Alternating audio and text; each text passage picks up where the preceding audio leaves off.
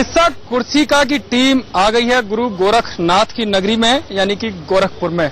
तमाम जनता हमारे साथ रहेगी, उनके नेता हमारे साथ रहेंगे और जानने की कोशिश करेंगे जो उत्तर प्रदेश सरकार है, उस सरकार यानी कि मोदी सरकार जो 2 साल का जश्न मना रही है, उससे गोरखपुर के लोगों की जिंदगी में कितना बदलाव आया है। आपकी पार्टी का दबदबा, चाहे वो शहर की बात करूं, विधानसभा की बात करूं या लोकसभा की, हमेशा से रहा है।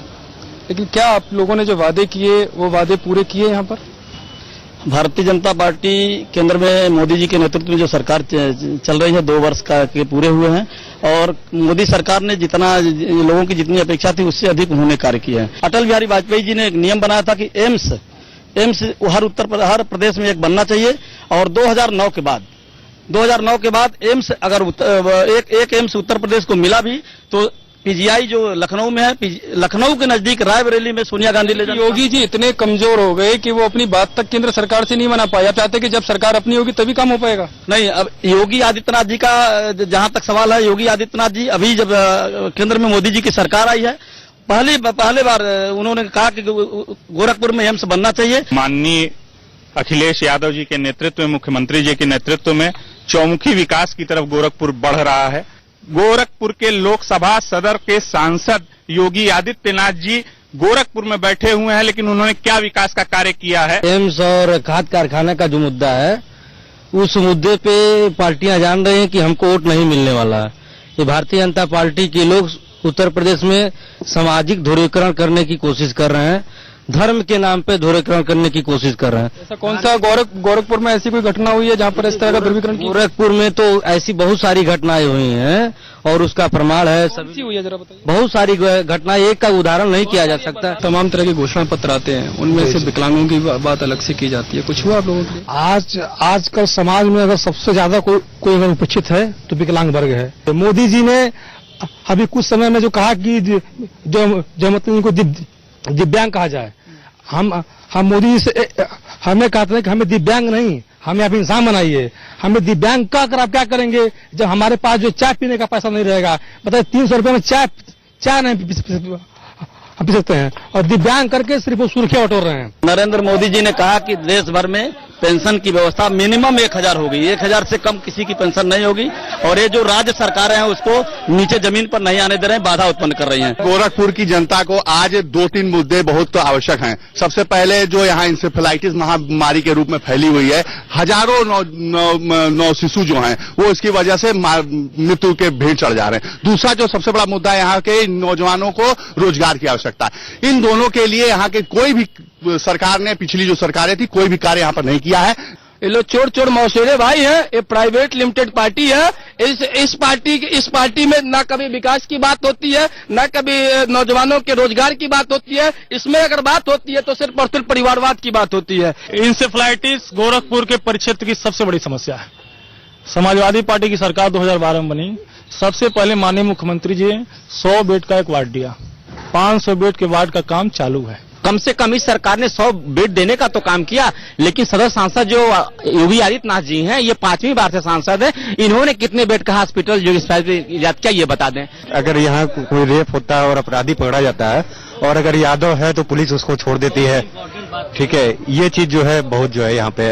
रोजगार के नाम पे तो हमारी जो वर्तमान प्रदेश सरकार है सबसे ज्यादा धोखा दी है। कभी शिक्षक भर्ती लेके, कभी सिपाही भर्ती लेके, कभी लेखपाल भर्ती, हर भर्ती में उसने केवल अड़ंगा फंसाया है, युवाओं के साथ छलावा किया है। सड़क तो एकदम से खराब है गोरखपुर का। आप लोग देख ही रहेंगे कि यहाँ से लेकर के अभी सरकार, केंद्र सरकार सबके घर पर नहीं जाके पहुंचाएगी। जो योजनाएं लागू हो रही है केंद्र सरकार के, राज्य उसका नियम मतलब पालन कर रही है क्या? ये खाली अवसर प्रदान करें। युवा सक्षम है, युवा स्वाभिमानी है। अवसर अगर मिलेगा तो वो सक्षम है अपनी काबिलियत दिखाने के लिए। सर, जो बिजली की व्यवस्था है, आजमगढ़ में आप जाइए तो बताते हैं लोग कि 22 घंटा, मैनपुरी में जाइए तो बताते हैं 24 घंटे में कुछ थोड़ी कट जाती है, और गोरखपुर में आइए तो कब कटती है और कब जाती है इसका कोई निर्धारण ही नहीं। मुख्यमंत्री जी ने शहर को 22 घंटे बिजली उपलब्ध कराई है। इनके तो केंद्रीय मंत्री के प्रेस कॉन्फ्रेंस में ही बिजली चली जाती है, उस बात पे क्यों नहीं बोलते ये? सर, योगी आदित्यनाथ 5 बार से सांसद हैं, लेकिन सारी निधि उनकी वापस चली जाती है। उन्हीं के पार्टी के मेयर हैं सत्या पांडे जी, जो उन्हीं के खिलाफ धरना भी देते हैं योगी आदित्यनाथ जी महाराज। और विकास कार्य एक ही पार्टी आपस में लड़ते हैं, उन्हीं के खिलाफ वो धरना भी देते हैं। इंडिया न्यूज ने जो समस्याएं गोरखपुर के लोगों की बताई है वो जल्द से जल्द सरकार दूर करे, क्योंकि चुनावी राजनीति तो हमेशा चलती रहती है, लेकिन समस्याओं का दूर होना या दूर करना सरकार की बड़ी जिम्मेदारी है, चाहे वो राज्य सरकार हो या केंद्र सरकार हो। फिलहाल गोरखपुर सदर विधानसभा से इतना ही। आगे भी हम और विधानसभाओं में जाएंगे और वहां की समस्याओं के बारे में बात करेंगे किस्सा कुर्सिका में। नमस्कार, मैं हूं यतेंद्र शर्मा और आप देख रहे हैं किस्सा कुर्सिका। अब हम आए हैं गोरखपुर जिले की बांसगांव सीट पर, जहां हम जानेंगे कि जो वादे पहले किए गए थे कि वो कितने बांसगांव विधानसभा सीट पर पूरे हुए या समस्याएं जो की तो बनी हुई है, यानी कि ढाक के 3 पात वाली स्थिति आज जो आज तक स्वतंत्रता के बाद यह विधानसभा रेलवे लाइन से आज तक जुटी नहीं थी, उसके लिए उन्होंने प्रयास करके 756 करोड़ रुपए का प्रोजेक्ट सहजनवा से लेकर दोहरी घाट जोड़ने का कार्य किया है, जिससे बांसगांव विधानसभा का विकास हुआ है। इससे बड़ा विकास का मुद्दा कि कोई भी सरकार आज तक दे नहीं सकी है। इस विधानसभा में समाजवादी पार्टी का ना कोई सांसद रहा है ना कोई विधायक रहा है। राज्य में सरकार आपकी रही है, क्या क्षेत्र के आधार पर भेदभाव करोगे कि जहां सांसद नहीं है जहां नहीं है? सरकार, उत्तर प्रदेश की सरकार ने सर्वाधिक गोरखपुर में भी काम किया और विधानसभा के अंदर भी काम करने का काम किया है। जहां इनके विधायक हैं, जहां इनके मंत्री हैं, इनके नेता समाजवादी पार्टी के माननीय मुलायम सिंह जी आजमगढ़ में हैं, जहां 18 घंटे बिजली देने का कार्य किया जा रहा है, और जहां हम भारतीय जनता पार्टी के सांसद हैं, वहां की जनता बिजली के लिए त्रस्त है। कतई नहीं सर, कभी नहीं। 4 घंटा 3 घंटा 4 घंटा 3 घंटा 5 घंटा बहुत ज्यादा। 5 वर्ष की समाजवादी पार्टी की सरकार में न तो जन सुरक्षित है न धन सुरक्षित है। विकास की बात तो छोड़ दीजिए, यहाँ पर बहुजन समाज पार्टी के विधायक है, पार्टी ने ही बहिष्कार किया हुआ है, और मेरा अंदाजा है कि चुनाव जीतने के बाद से संभवतः 100 लोगों ने भी उनकी सूरत नहीं देखी होगी। मेरे पास रिकॉर्ड है 37 अरब रुपए उन लड़कों से, अपने माता पिता के उन गरीब बच्चों से जो है आवेदन शुल्क के नाम पर वसूल करके और उन नौकरियों पर स्टैंडर लगा करके घुमा जा रहा है। भ्रष्टाचार, अपराध, डकैती, गुंडागर्दी, छिनैती, थाने बेचे जा रहे हैं, तहसील बेचे जा रहे हैं, कलेक्टर और कप्तान की नियुक्ति पैसे लेकर हो रही है। इससे बड़ा उदाहरण आपको क्या दिया जाए? हम युवाओं की सबसे बड़ी समस्या है रोजगार की। प्रदेश सरकार एक भी वैकेंसियां फाइनल नहीं की है। सपा की सरकार थी, उसमें एम्बुलेंस मिला है लाभ। जो एक्सीडेंट रोड पे होता है तुरंत सपा की सरकार की तरफ से 108 एम्बुलेंस पहुंच जाती है तुरंत। सिर्फ 2 किलोमीटर बैक में जाइए, ना ही रोड की व्यवस्था, ना ही बिजली की व्यवस्था। तो लाइट तो आती नहीं, खाना पूर्ति होती है, लेकिन ये विश्वास है कि 2017 में भाजपा की सरकार आएगी और बिजली अच्छे से मिलेगी। जितना उत्तर प्रदेश में काम हो रहा है, कोई प्रदेश में काम नहीं हो रहा है। अखिलेश यादव बहुत ज्यादा काम कर रहे हैं। आप अभी ये मेडिकल कॉलेज में चले जाइए, तमाम ऐसे का नाम है मरीज हैं जिनको का नाम है दवाइयां बाहर से लानी पड़ती हैं, एक्सरे बाहर से कराना पड़ता है। ये जिम्मेदारी किस पे फिक्स होती है? राज्य सरकार पे फिक्स होती है। गरीबों से गांव में जाकर पूछिए अस्पताल में दवा मिल रहा है कि नहीं, खून पेशाब एक्सरे मुफ्त हो रहा है कि नहीं, वो गरीब जाकर बताएगा। बड़े लोग तो नर्सिंग होम में जाते हैं तो कहाँ जानेंगे अस्पताल में क्या सुविधाएं हैं? मेडिकल कॉलेज की स्थिति बद से बदतर है। स्वास्थ्य का जो है, कोई जाएगा वहाँ डॉक्टरों का यूनियन है, वो मरीजों को मारते पीटते हैं, सभी लोग पौना है। अभी आप चले जाए, कोई मंत्री चला जाए तो दौड़ धूप शुरू हो जाएगा, लेकिन आम गरीब आदमी जाता है तो उनको मार के भगा ही देते हैं। गड्ढा था, उसमें से उछल करके गिरी, उनका सर फट गया। 108 नंबर पर मैंने 50 बार फोन किया। होली का दिन था, वो कहते थे ब्लॉक से संपर्क करिए, लखनऊ से संपर्क करिए।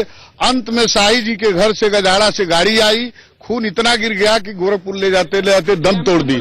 आम जनता की सबसे बड़ी परेशानी यहाँ पे थाने और तहसील में है। बिना पैसा दिए, बिना किसी का सिफारिश किए 1 पैसे का काम नहीं हो सकता है। हम प्राइवेट जो है गाड़ी से लेकर मेडिकल कॉलेज जाते हैं, वहाँ 2-3 दिन अपने पिताजी को रखे थे और डॉक्टर ने एक जो है टेस्ट लिख दिया मुझको, मैं बाहर से करवा के लाया, 700 रुपए देना पड़ा मुझको बाहर से टेस्ट, और कहते हैं कि सारे जो है एक्सरे और सारे टेस्ट जो है अंदर होते हैं। 8 साल में आज तक रोड कोई बना नहीं है, और जाकर देख लीजिए आप लोग, पैदल नहीं चलते, गाड़ी घोड़ा की बातें छोड़िए। उसी रास्ते से सांसद जी अपने घर जाते हैं, उसी रास्ते से वो अपने घर जाते हैं, और लेकिन कोई देखने वाला नहीं। रोड बना हुआ है। मेरे सांसद यहाँ 24 घंटे उपलब्ध रहते हैं, सबके सुख दुख में। आपके सामने बोल रहे हैं कि सांसद उपलब्धि नहीं है, मिलते ही नहीं है, दर्शन नहीं होते। वह बहुजन समाज पार्टी से के का नाम है कार्यकर्ता है। 98% जनता ये कहेगी कि एम्बुलेंस आ रही है, और गरीबों तो क्या एम्बुलेंस आती है इस इलाके में बुलाने पर? ये 2-4 नहीं है, ये तो काफी, देखो आपके भी लोग उठा रहे हैं। ये भी तो खैर ये भी कह रहे हैं, मैंने कहा नहीं आती है कि नहीं आती है, नहीं आ रही। पूछिए जनता से, पूछिए जनता।